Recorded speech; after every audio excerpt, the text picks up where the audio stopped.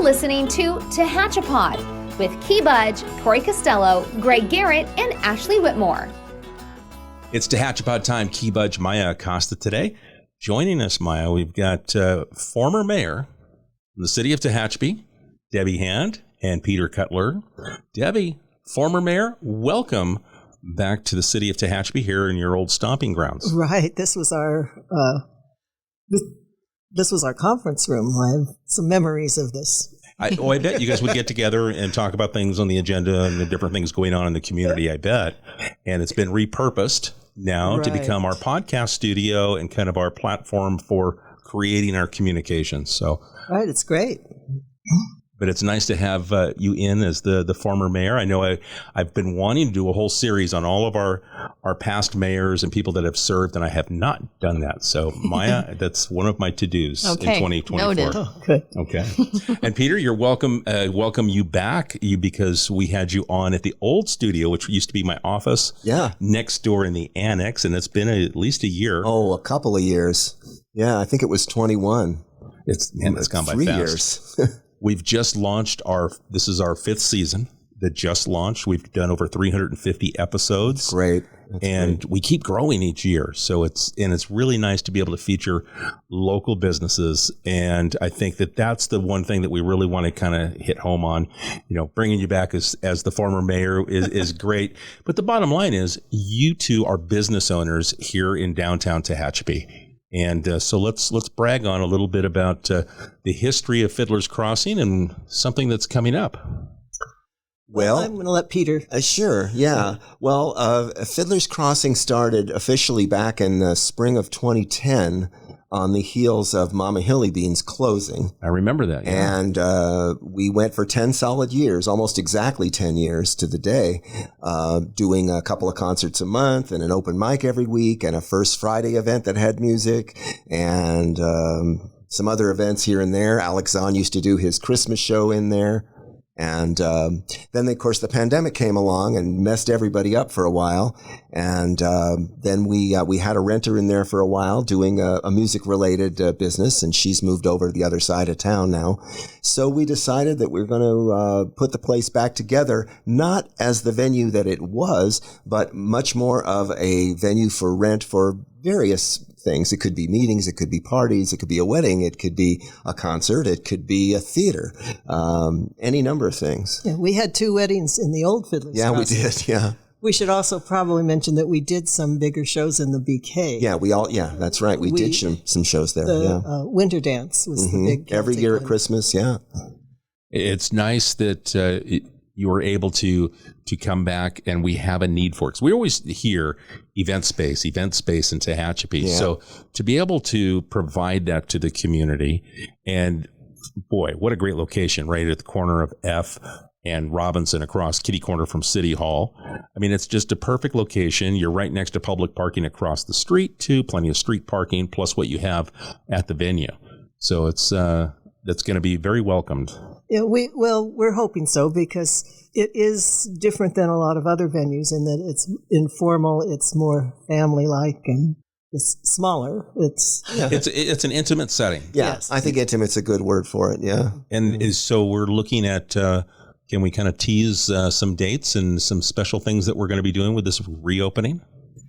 Since if people had read in the article in the Loop, there was National Kazoo Day is coming up on January 28th, and so that's a Sunday. So on the 27th, we are having a kazoo jam, and the building, it may not be quite ready yet. I think it'll be painted, whether baseboards and all that will be on or not, we don't know. But if you have a kazoo, we have someone with an electric kazoo. Oh. And Alex Zahn is going to be there with his kazoo, because he's the kazoo king at the high school, I hear. Is he really? Yeah, they love that's him. what I hear. Yeah, he substitutes over there, and Mr. Zahn brings his kazoo. So I hear, Amy was threatening to do the whole Bohemian Rhapsody on the kazoo. That's Amy Rodriguez, Amy who Rodriguez. runs Mountain Music for us, Right. by the way. Whether she will do that or not, but we'll have some fun. And so there's free kazoos for the first, I think she said 30 people who come in. That's a lot of kazoos, folks. That may be, I may stay in the kitchen. But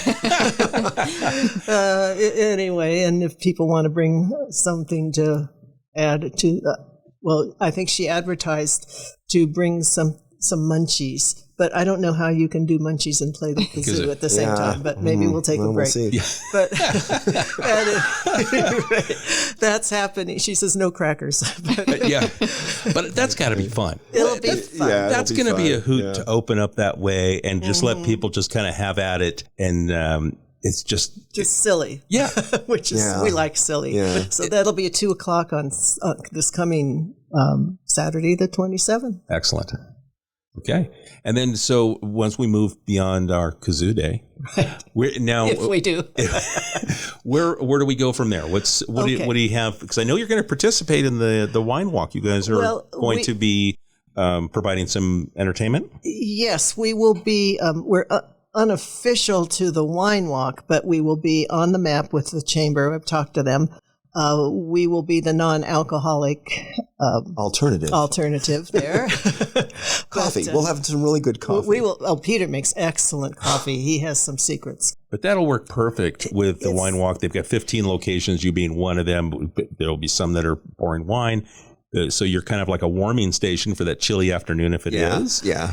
And or a break. Yeah, and just get a chance to enjoy some music. So I know you said you're going to be doing a whole variety of things. Right. We had asked a few of our friends to come in and play music, but then other people are saying, oh, I want to come and play. I want to come do something. And so we will probably it'll be kind of like an open mic, I think, with different people. I know Django's going to come. And this Django started out at Fiddler's Crossing as a young boy. I mean, I remember him as 12 or 14. Yeah, he used to come in and be kind of, shy and he is not that anymore. No. And he is, because he's been on the show. We had him on last year before Farmers Market, before he was one of our featured artists that we brought in. And he's just a great personality, and I hate to call him a kid because he's a young man. I know. But I mean, compared to my age, it's, but he was just such a great energy. Oh, yeah. And then he performed some of his own original music here. So it was just fun. Yeah. So I can just imagine him coming back to his old stomping grounds. Right. And we're real proud of him. He took guitar lessons there from Dave Gamble for years and just became a wonderful guitar player. Yeah. And so we're very proud. And then he's going to do a show on Valentine's Day that we're just beginning to kind of, figure out all the details on. And I'm really excited about that, to get his crowd in there. And I'm going to do sound for him, which will be fun. And that'll be kind of the real kickoff of it as an actual venue, I think. Yeah, our opening, we're not having a real grand opening because we've opened a couple times. I was over on next to the Thai place. Oh, F Street right here, where Tehachapi. Right yeah, next to Tehachapi. Right. Okay. Mm-hmm. That's where I opened, and so we had the grand opening there. And then 5 years later, I sold that building, bought the one that we're in now that was a Cardin school, and had a grand opening there. And they were both on Valentine's Day. It just happened. I hadn't planned it, but that's what we did. And so we wanted to have a grand opening on Valentine's Day, but the 10th for the wine walk just seemed like a better time. And so we're not calling it a grand opening anymore because we've done that twice. So this is a celebration of our reopening of the Fiddler's Crossing venue. And it's called, if you see on the sign, Fiddler's Crossing, a gathering place. And so that's what we figure it will be, a gathering place for whatever anybody wants to do in there. And our prices will be reasonable. We haven't totally figured that all out, but for concerts, as I said, we had 2 weddings there when it was Fiddler's Crossing before. And we've had memorials and meetings, all kinds of things. It will be the new home of TPOPS, the Tehachapi POPS Orchestra. I'd like to put a shout out here for St. Jude's because that's where TPOPS started, and when after the pandemic, when we kind of split off with a lot of the band people who wanted to form a semi-pro band, which is what they did. So a little creatively, you guys went in different directions, as especially with artists do, as you mature and you decide, hey, we want to go this way. And so different directions were sought by different musicians here in the community. Yes, and that often happens with community orchestras, that you get to a point where some people are really better musicians than others. We started as a student level orchestra, and that's really where we want to stay. And some of them were really ready to move on, and that was fine. So, and that often happens. And sometimes it doesn't work out for the community because it's the community support was for the group that played, and those people will drop out or whatever. So, but it's fine. And so we moved over to St. Jude's, which is where we started. They welcomed us back, and we've been there for the last 2 years. But we are ready now for our next step. And so we'll be able to, I think it's going to be big enough for rehearsal space for us there. And so a shout out and many thanks to St. Jude's. They've been great, really, for many, many years. We've had a really good relationship with them. And we've done concerts there. We've done our recitals there. Mm-hmm. And then the other thing that is helping us for TPOPS is the new ADHC Center. Just across the way from you. The former, was that the Moose Lodge originally? It was, at F and Curry? Yes, it was originally a grocery store, which I still miss a grocery store downtown. Yeah. Somehow it seems that when you live downtown, going all the way to Tucker seems like a long way. But that's one of the beauties of downtown, when you have a true downtown, is that you can walk to everything and go back and forth. Yeah. So, we don't have the grocery store, but everything else is just kind of revitalized over the last couple of, 10, it's been 15 great to years, watch, and everything is just, it seems so healthy. Yeah. It's wonderful, and it's become really a little arts community in and of itself. And so we're delighted to have that building rehabbed, and they've been wonderful to us. We've had 2 concerts there with TPOPS. We had our big Halloween show, which was wonderful, and then we just had a Christmas sing, and we hope that we'll continue to have both of those. We got the chance to stop by. Maya, Greg, Corey, and I, we ran in and saw the performance at Christmas time, and just the audience was just so into what was being given to them. Yeah, it was a really warm event. It was nice, It was nice energy. Yeah. And we kind of stood in the back of the room and just kind of took it in and was like, okay, this is very cool. It was just nice to see. I mean, and it's just a giving back to the community is what you guys did there with TPOPS. Yeah, thank you. And we also were giving back to that venue because Jacob and the staff had been so good to us. And we set it during the day, which a lot of people say, why are you having it during the day? Well, it's their clients could be there. And it was giving to them. And then also, as part of the partnership with them, we, different ones of us, go in on Monday, and we have an hour that we do music with them. And we share. This last Monday, I took dulcimers in and had a little group and taught them how to play a couple songs on the dulcimer, Twinkle, Twinkle, and... They're a great audience. They're very receptive. They're very appreciative of everything that they get there, and it's just so much fun to work with them. I was going to ask, what's it like for you? Because I mean, you're performing, you're sharing, and then you're getting genuine feedback.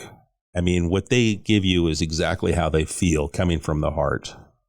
Absolutely, it's and there's friends of ours that are in there. It's wonderful to have that place available because it serves a need. There are some seniors who can't drive anymore, but may live in the neighborhood, and they can walk over and meet with friends. And it's hard for me to go in and get past the jigsaw puzzle tables. I will usually look and put a piece or 2 in, and then, okay, we're going to go play music. Peter and I have played, and we had a blast. Yeah, I really love it. It's and Jacob's been really great. He's very community minded and very easy to work with and flexible, low key, and just a great guy to work with.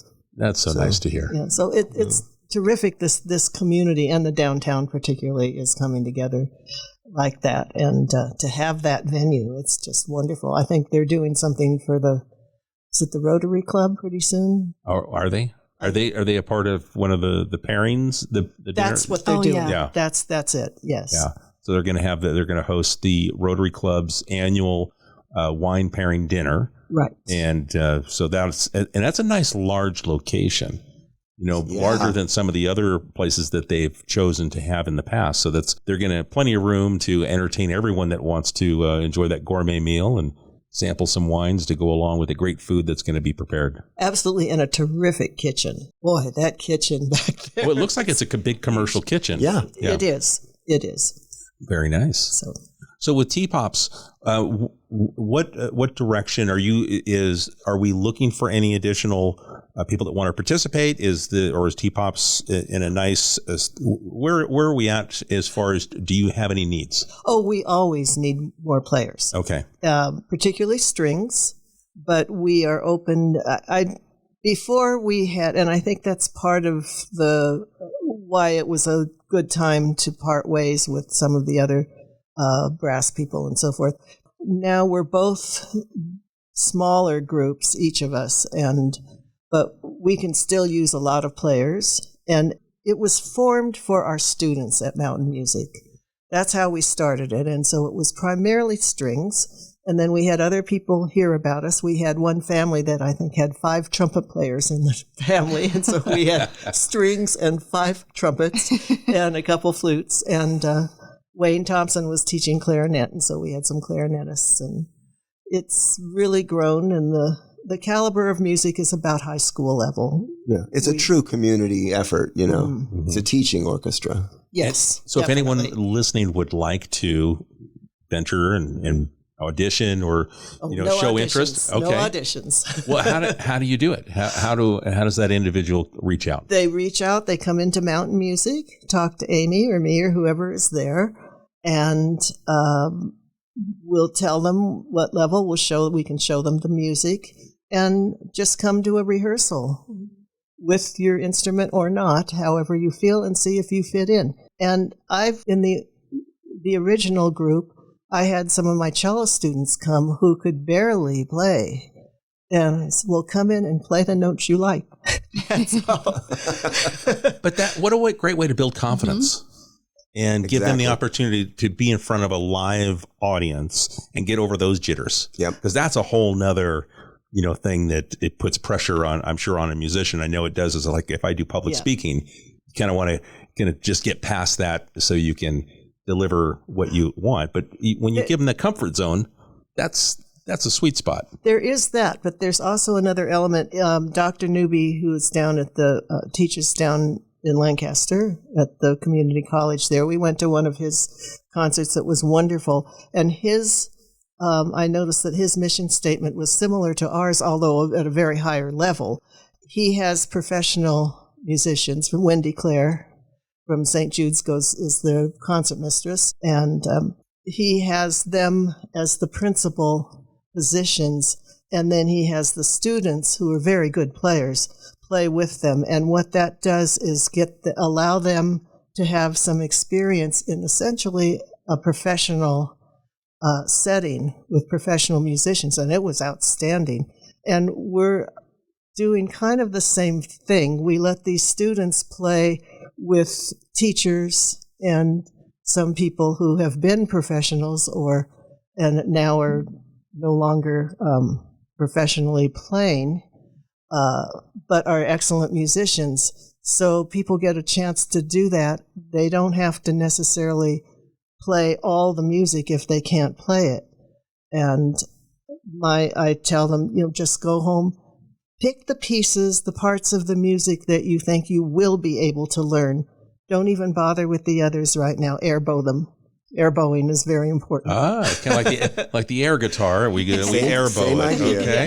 Yes. Okay. Yeah, a very important skill. And it allows them to grow, because if you just play by yourself, for one thing, you're not always, I'm not going to practice today. But if you know that you have a rehearsal coming up and you better be a little better than you were last week, then you'll practice.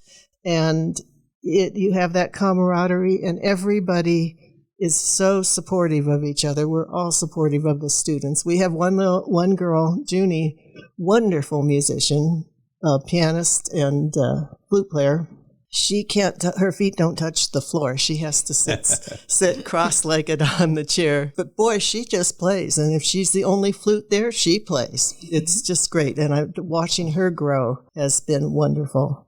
And some of the others. Now, you mentioned mountain music and the starting point for a lot of people locally. Yes. So let's talk about that, because before we started recording, Maya and I came over and took a little tour of what you guys are doing. The fresh paint. Your nephew Cale was hard at work making sure that everything is getting ready for your kazoo grand opening. Right. But you mentioned, and we walked into the teaching area. Right. And so let's talk about that part of the business. Well, we could use more teachers, for one thing. Okay. Because we closed down during the pandemic, of course. And we didn't know whether we would really reopen or not. I was kind of tired. And thought, well, maybe we'll do something else. And so it just sat there.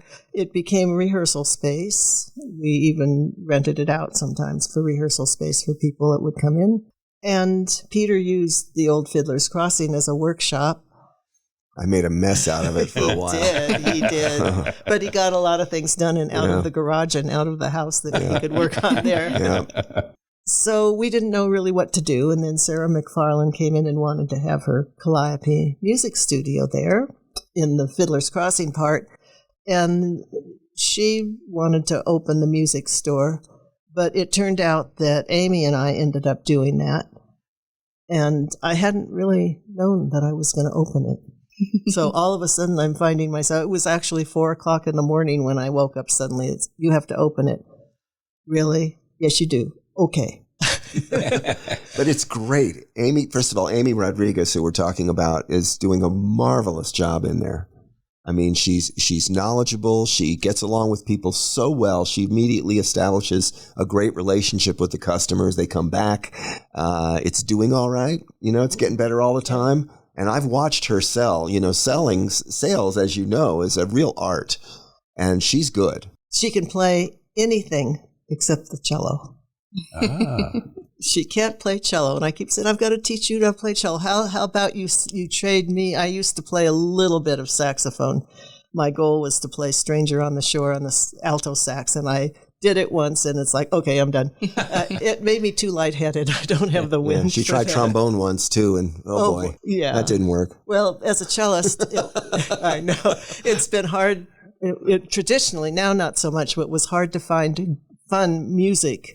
For the cello, it was all classical, and I wanted some jazz and some standards, and so I would have to get trombone music.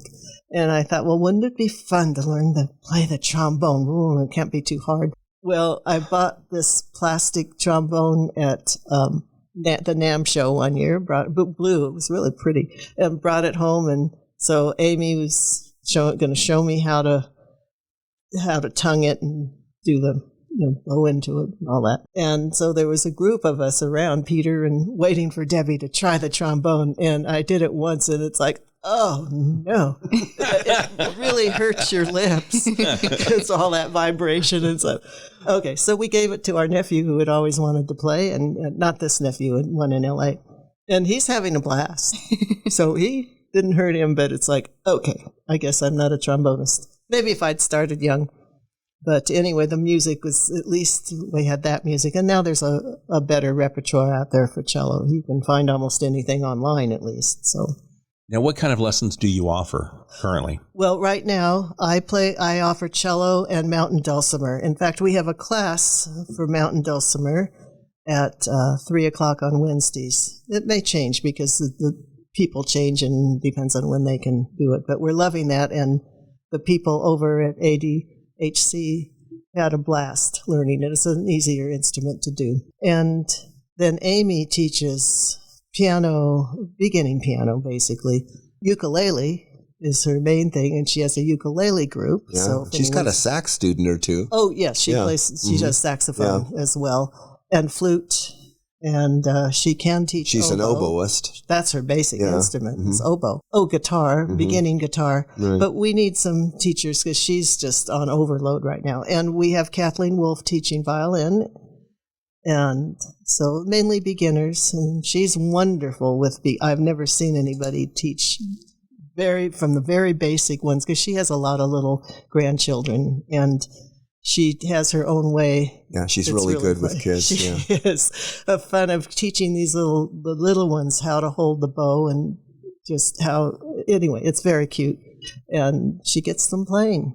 So, What about ages? You talk about the little ones. What's the right age? If I guess it depends on probably the individual. It some does. some children are a little bit more, and if they want to maybe experiment or express their creativity through an instrument. But what's kind of a good age to introduce? I'd say maybe about 4, unless they want it earlier. It depends, again, as you say, on the child. Amy has a little boy that comes in at 4 years old and will sit at the piano and just play things off. And she's trying to get him to read because the parents want him to read and not just grow up being a wonderful by-ear pianist, which he will be. But so it's a struggle sometimes between reading and by ear and so forth. But I listened to, I think he was playing a hymn of, I think it was Abide With Me, I'm not sure. And I'm listening, and this who's going, and there's this little tiny thing at the piano doing that. So we started all singing it, and then I've had cello students as old as 90 in the past. So there's. You're never too old to go out and to pick up an instrument if your heart desires. Exactly, and that's why the mountain dulcimer is so good, because it's basically, well, I didn't really show you one, but it's like a keyboard in a sense, but there's a fingerboard that is just, well, it's a scale of D, and D with a couple other notes. It's an easy instrument to pick up and make pretty sounds on very easily. Yeah. Okay. And so it encourages somebody who's never had any real musical background or very little musical background to play. It's not a complicated instrument. So it's very responsive. Right. Yes, Okay. it's a base. So you have a basic chord, a D, A, D, and like with the girls, well, it wasn't just girls, with the people over at the center on Monday. You just first teach, they can strum, and they can strum an open chord, and then you can show them how to put one finger down to make the second one, or 2 fingers to make another one, or they can just pick out the melody and on it, but you can play right away. And it was fun, though, because one lady didn't speak English very well, and we were having a little trouble, and another lady was interpreting for her, but we were having a little trouble communicating which fret she could play, because I would just call out the frets. And then I realized, oh, wait a minute, I remember uno, dos, tres, cuatro, cinco, seis from my 3rd grade Spanish, because unfortunately, I don't speak Spanish, and I really, really wish I did, and I've tried a few times, but as an adult, that it's just harder. Anyway, when we realized that, it's like, oh, my 3rd grade teacher would be so proud. And so it was easy to just go, uno, dos, tres, and they taught me how to do the 0 one, was it sueta, something like that. But we had the best time just doing that. But I can see what you get something out of it when you're teaching. Sure, absolutely. You're reliving this as you're telling us, and you can see the brightness in your eyes pick up as you're telling the story. Of just helping this youngster with this, and it's like the joy that you get back. Oh, definitely. And this was an older woman, of course. It was at the center, but it is. I think when you are a teacher, and I come from a family of teachers way back. The women in my family, when women didn't do anything other than have babies, have always been teachers, back generations. And my father was a teacher, and and my mother she taught. She wasn't an official school teacher. She was actually a singer, and the poor dear wanted to be a teacher, and she had to be a singer. Anyway, but I think when you are a teacher and you have that in you, it's that's what the delight is. Yeah. And I am so excited to hear from some of my cello students that are around the country in different places and seeing how much they've grown, and they're so much better than I am, which is wonderful. And I do love that. Now, are you able to do remote lessons? Like we became a Zoom world over the pandemic. Yeah. And I'm sure it's probably more challenging, but is that something that you're able to do? Well, Amy does a lot Amy of does, it. yeah. Really? Yes. Yeah. Uh-huh. Mm-hmm. And she also tutors, mainly in math, and I'll listen to her classes sometimes. And it's like, I have no clue what she's doing. And I was good in new math back in the day, but this is beyond me. But yeah, she does it. I haven't done it as a cellist. There's so many out there that are better than I am doing that. But yeah, and dulcimer the same way. There's all kinds of dulcimer clinics and weekends and all of it. So we've got room for students. We have a need for teachers.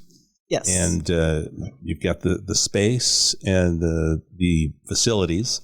And so do we want to send people to fiddlerscrossing.com, or does Mountain Music have its own? There's Mountain Music. Tehachapi Mountain Music. Tehachapi Mountain Music, thank you. Yeah. And then Fiddler's Crossing has one as well, fiddlerscrossing.com. And I'm glad you brought that up, because that actually pertains to the summer house concert series that we are doing. So it's just June through early October, and it's in our backyard. It's a true house concert. And we've been doing that for a couple of years now. And it's great fun. It's just one a month, the 5 shows. And we have a lot of the same kind of performers that we had in the venue. We're just not doing it, twice a month. After a while, that got to be just a little more than we could handle. But the summer series is great. So if you're out there and you're curious about what happened to us, you can check us out at fiddlerscrossing.com. I will be putting the summer schedule for this year up sometime soon. But in the meantime, if you want to contact us about that, if you'd like to come to one of the concerts, you just go there and it says contact us, and you put in your name and email, etc., and we'll get back to you. And you basically get invited. House concerts are essentially a private event, a private party. And then you'll send them an email invitation. That's right. They'll get an invitation, and then it's donation based, and it's very laid back and informal and a lot of fun. Now, will we see any more concerts like with Dave Stamey? I mean, I say that because that was the last time that that I attended one of the events that you guys hosted. You did that at the church. It was a Mountain Bible outside in the yard there. It was such a cool event. Yeah, thank you. Yeah. We've done a lot of concerts. We actually, we did some, because for a while St. Jude's wasn't in their building. They're back in it now. But anyway, we did a number of events in their sanctuary as well as at St. Jude's. And then we did the one event you're talking about in the summer of 21, partly because, the pandemic and all. We did it outside with Dave. Yeah. And Mountain Bible was very welcoming too. They were wonderful. But Dave's an old friend. We've known him now for about 11, 12 years. And we don't have anything planned right now with Dave. Let's put it that way. But anything's possible. He's a great guy. I was sharing some of Dave's music with Maya the other day, because she's set to see. Who are you going to see in concert? Culture Wall. And I said, you might like Dave Stamey. I go, because he does come here and visit. Because I saw him when you guys had him at the BK. I've seen him there, and it's just fun music. Well, Dave is really the best at the cowboy and western stuff. There are a lot of performers out there doing that kind of thing, some of them better than others, but Dave is really the gold standard. But for women, Junie Fisher. Junie Fisher, yeah. Do you know her? No. Oh. Well, we had Junie Fisher even before we had Dave. And she came in, she did a show, and she came back, I think, the following year and did another show. And she said, listen, she says, I love playing here, but she says, if you like me, you got to get Dave Stamey. And so that's how that happened. And she gave a concert in Bear Valley last year. Yeah. Aren't we having her this next year, or is it 25? No, she's not inked in yet. But so I'd say no is the answer to that right now. Okay. But potentially. But we'll have her soon in the next 2, if not this coming year. I'm hoping 25. Yeah. 24 is actually all booked. Okay. Oh. Yeah, we're all booked. Okay. So do you with the artists? You have your contact list runs deep. It does. And that goes back with your history working radio and with all of these different artists. Yeah. Let's touch on that a little bit too. Let's talk about your past that's in the radio business. Yeah. Well, I'm one of the many people who started in some form of radio at the age of 15. Somehow the age of 14, 15, that's when people... I was 17. It was 17 for me. You were late. Yeah, I was late to the... Okay.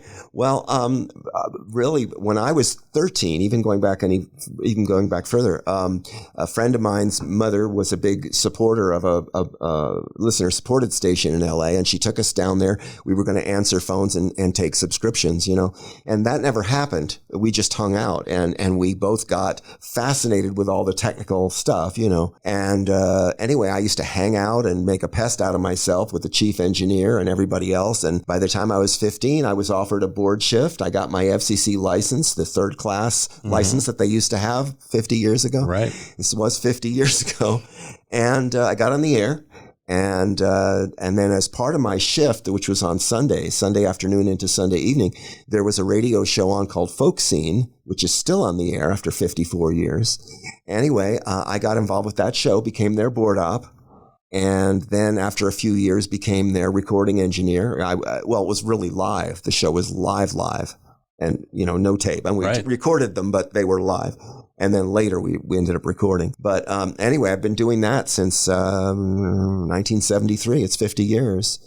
And so I have a lot of contacts with musicians, really great, musicians from all over the country and outside the country because of that.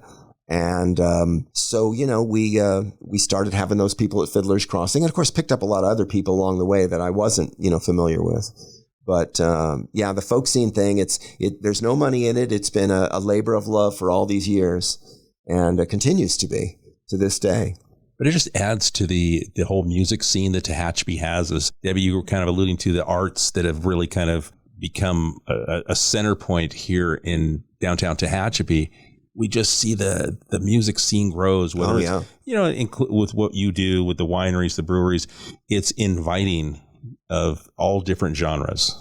How's that? What do you guys think about that and the growth of the scene? I think it's great. I mean, I knew it was going to happen, obviously, and especially after the pandemic really kind of receded. It's like, oh boy, this town is ready for some entertainment and a variety of stuff. And there's something for everybody now. You want to drink beer? You got 3 breweries you can go to. I think it's 3. Is it 4 now? It's 4 if you count. Out there in Golden Hills. Right. Okay. Right. So you got breweries you can go to. You've got wineries you can go to.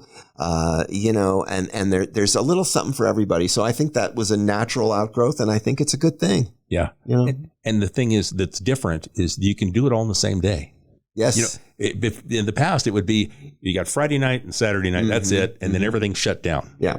And now that's not the case. Right. I mean, there's something going literally almost 7 days a week. Yeah. There's a different venue that might be open or offering something, and you've got availability to not only express yourself, but to take in the different styles and different arts that we have to offer. There've always been a lot of artists here, musicians and visual artists, and it's great that they now have a lot of places to play, to show what they do, because they were always here. Yeah. Right. Yeah. Well, we were doing jams, folk jams, and now it's bluegrass out at the pizza parlor for Old Town Pizza for years. Yeah, our friend Thorne Ashton.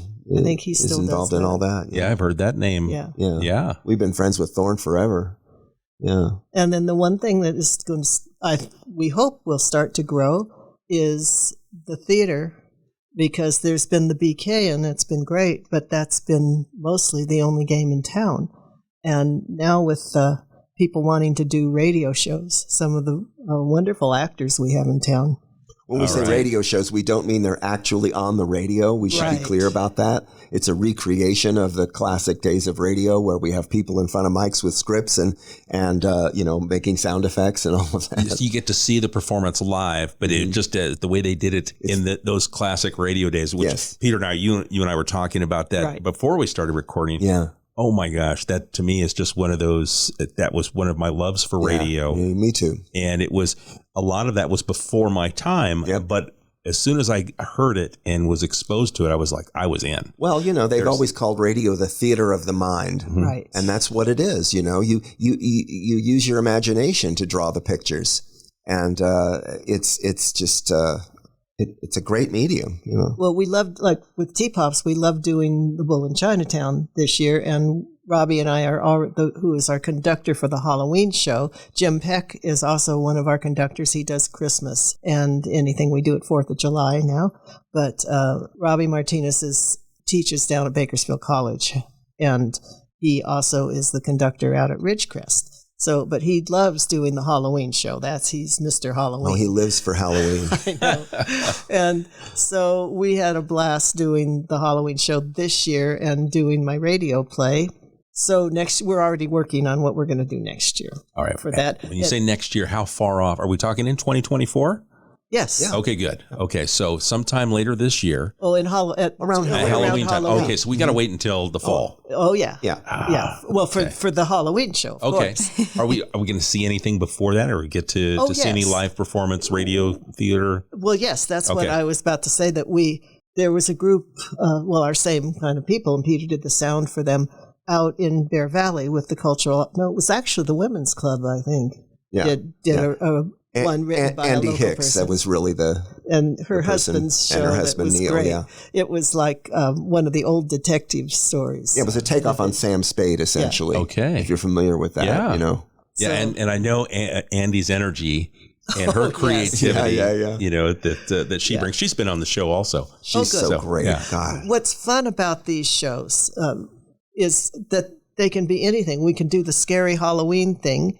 We can do a takeoff on one of the old detective shows. I have a play that actually takes place at Christmas, but it's not really a Christmas play. And we've put that into a radio format. So with some of the same actors. And the thing that's so nice is that nobody has to memorize a script and go to nightly rehearsals. I mean, I love theater. Don't get me wrong. Right. And I love seeing a good play, but it takes a lot out of you because you have all those nighttime rehearsals and then you have to be there for all the performances. Well, with this radio format, I can give them the script. We can have a couple rehearsals, and then we're good to go because it's all there. Nobody has to, in particular, as we're getting a little bit on in years, to have to memorize a whole play is, it takes half of your life for that year. And so this way, you can do it in a month. You can go on, figure out. We've got people that want to do more Foley, and Peter's I was there going to say, help out. audiences really enjoy seeing how it's done. Yes. Right. Back in I'm going to go way back. I mean, I wasn't alive during this time either, okay? But if you go way back to like Fibber McGee and Molly, okay, in the 30s and 40s, they had a famous bit, which was the closet, right? He would go to the closet and she'd say, "Don't open that closet," and he'd open it and all this stuff would come crashing out and the audience would scream. Well, a lot of the screaming was because they watched the sound effects people create all that noise, throwing stuff around and making all this stuff all over the place. It was fun to watch, Yeah, they all had live audiences. They all had live audiences, So all those shows. Yeah. We will have live audiences and they can come and see this. And it also gives some of the local playwrights an opportunity, like myself and Andy and Neil, an opportunity to get their work produced. And in a way, and so that's fun too. And we're looking forward to doing more. I know there's people out there that are doing these, that are writing these right now and wanting to do more. And our new we can either do them at the ADHC Center, or we can, if we feel like we need a big audience, or if we just want to do a small intimate thing, or maybe try something out, we can do it over at the new Fiddler's Crossing venue. Oh, it's going to be cool. I think it'll be fun. And it just adds a new element to our art scene here. And I think it will benefit the actual theater too, because if people come and they see one of these plays, it's like, oh, well, gosh, theater is wonderful. Let's go to the BK. It's for some people that have never been to a live performance of theater. So, Maya, have you ever heard one of the classic radio shows? Yeah, I mean, when I'm thinking back to like in high school, we listened to the whole War of the Worlds, and that's what I was just blown away. And I think that played a big part in my interest in media and production and all of that. So yeah, ever since hearing that, it's been sparked my interest in this whole kind of world of the creativity that's involved to make someone feel a certain way, and then to make that sound, and there's those different things that go into it. There's a lot. It's not just reading a script. Not at all. No. That the production and just the thought process to how do we make them feel this? Right. With how do we sound, sell it? With no sight. Right. It's all the pictures are in your head. Yeah. And that's the important thing. Everybody imagines the scene differently. And how do you make a bull roar? Get a tuba. In this case, it was a tuba. You got it. You use what you have and you get creative. And if you sell it right, they know exactly what it is. Right. And the old adage of, if you are having fun, whether you're a musician or an actor, whatever you're doing, if you're having fun, the audiences are going to have fun. And it doesn't matter if you do have some mistakes. And, that's right. You don't have to, and you get used to not having to worry about, like, my motto is, I have no shame. I'll get up and, okay, you want me to play something I don't know how to do? Okay, we'll try it. And that's the thing. And if we can get people, and my students, I use this, don't just go up and have no shame, have fun. Right. Leave the shame outside the door and just go and have fun. As you always say, they call it playing music. Right. It's playing. We're playing. And the first thing I do after one lesson, I tell the people if they come and rent a cello and go home and leave it in your case. Then come for a lesson. And then go home and play with it. Just discover it. Joe Craven, who was one of our friends, he's big on that. He says, just discover this. What can it do? What does it sound like? What if I use it as a drum? What if I do this and I play on the wrong side of the bridge? Oh, what if I can make it sound like a cow or a whale? Just play. And that's what we should do with music, is we play it. Yeah. I know that Gary Margolis with TCTA, he let us use one of his pieces of music for the opening of Tehachapi that we were using, and loved it because he created that sound of the train, and it was like, once he played that for me, I go, yeah, we're in. I go, this is locally created. This is your music. You brought in a little sense of what Tehachapi is with being a train town. Yeah. And so we've been using it for the opening. I think we switch every couple of years to kind of recreate the identity of Tehachapi, but for the last couple, we had been using his piece, thanks to him and being so gracious. That's a wonderful. I love that song. Yeah. That's one of the best train songs. I think people have come up with train songs in Tehachapi a lot, but I think that's one of the best. Maybe the best. It's my favorite. Oh, and it's Gary Mazzola. Gary Mazzola. Oh, I'm so sorry. Yeah. But with Gary he's been on the show, and when he shared that, I was like, yeah, I'm in. It just told the story. Well, so let's go ahead and share how people can reach out again. Where would you like them to go first? We're going to go to fiddlerscrossing.com. Fiddlerscrossing.com if you are interested in attending one of the summer outdoor house concerts. Okay. Otherwise, Facebook. There's a Facebook page for Fiddlers Crossing as well. Okay. And for Tehachapi Mountain Music. Yeah, Tehachapi Mountain Music would be and there's a Facebook page and a website for that. Okay, and it's .com, TehachapiMountainMusic.com. Yeah. Okay, great. Or they can stop by right there on F Street and Robinson. Right. You guys are on the southeast. East F Street. Excellent. Just stop by. You're downtown. Absolutely. Just swing by and stick your head in the door and say, "Hey, I get to know us and get to know Amy for sure." Yeah, we're there. Amy is there Tuesday noon to 5. Tuesday, Wednesday, Thursday. At Friday, she leaves at 4, and then on Saturday, she's there 10 to 2. Okay, and perfect. I'm there when I'm there. Okay. And then the things to look forward to with the Fiddlers Crossing grand reopening. That you're going to have some special things that are going on. We're going to see Django perform.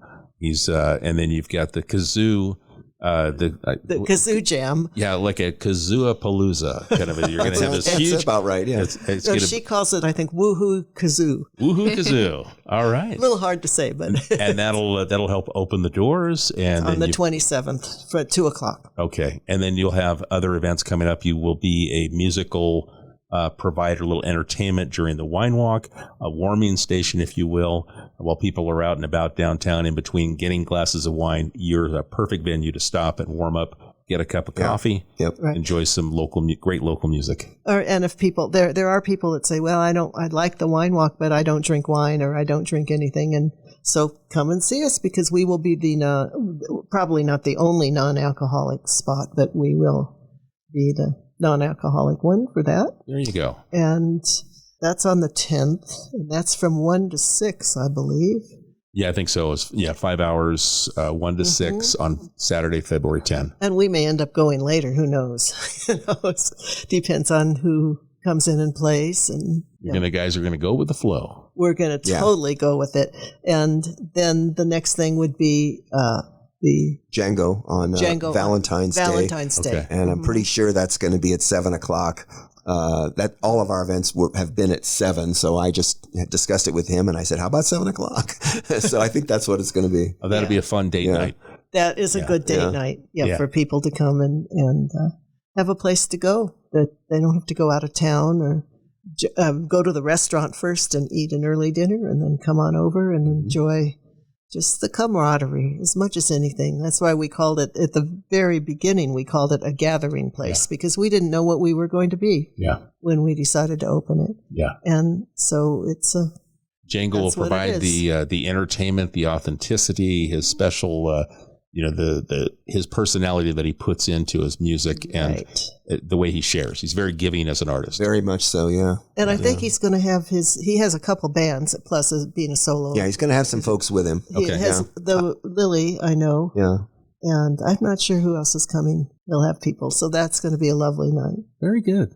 This was a fun conversation. Yeah, I had a blast. Well, thank you so much, and thank you for allowing Maya and I to come in and kind of preview. Oh, sure. What you're doing at Mountain Music, and then with Fiddler's Crossing, as your nephew is over there painstakingly making sure he's painting detail. as we speak. Yeah, Cale Dumler, he's been doing a great job. It took a lot of a 5-gallon thing of kills to get the that's what you saw was just prime with kills, and today he's starting the painting, and so we're eager. We spent a lot of time picking colors, and so we hope we picked them right. I'm sure you did. With the amount of detail that you put into a lot of the other things, that I'm sure this is going to have that nice warm quality when you go in, that you're just going to want to sit back, relax, and enjoy some nice music. Well, we hope so, and that we have always been told the best coffee in town. I love that. All right. Well, Peter, you set that standard, right? Yeah. So we're ready to have you obtain that high standard again. I'm looking forward to it. All right. Yeah. Peter Cutler, Debby Hand, thank you so much. We just appreciate the time that you spend with us. Well, thank you. It's been great to be here. It has been. Both of you. All right, folks. If you've got a question for Debby or Peter, you can send it to us at media@TehachapiCityHall.com. We'll forward it to them. If there's a thought or idea, suggestion you'd like for the show, a future episode, let us know. We're happy to explore those opportunities. Maya, anything in closing? No, I'm just excited to enjoy some local live music. Yeah. And you enjoy the downtown. You make some frequent stops along all the different businesses here in the downtown area. Mm-hmm. Get my walks in, so I'll have to pop on by Fiddler's Crossing. There you go. All right, folks, we appreciate the time you spend with us, and we'll catch you again soon right here on Tehachapod. Tehachapod is a conversation about Tehachapi, featuring the community members who make this such a special place to call home. If you have a question or a thought you'd like to share, email media@TehachapiCityHall.com.